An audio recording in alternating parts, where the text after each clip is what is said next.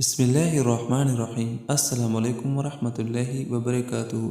जो शख्स ये 8 दुआएं पढ़ेगा, अल्हम्दुलिल्लाहि रब्बिल आलमीन, माशा अल्लाह, तबारकल्लाह, या अरहमर राहिमीन, कुल हुवल्लाह, ला इलाहा इल्लल्लाह, अल्लाहुम्मा इन्नी अऊज़ु बिका मिनल हम्मि वल हुज़न, ला इलाहा इल्लल्लाहुल हलीमुल करीम, अल्लाहुम्मा इन्नी अऊज़ु बिका मिनन नार, अस्तग़फिरुल्लाह रब्बी मिन कुल्लि ज़ंबिन व अतूबु इलैह।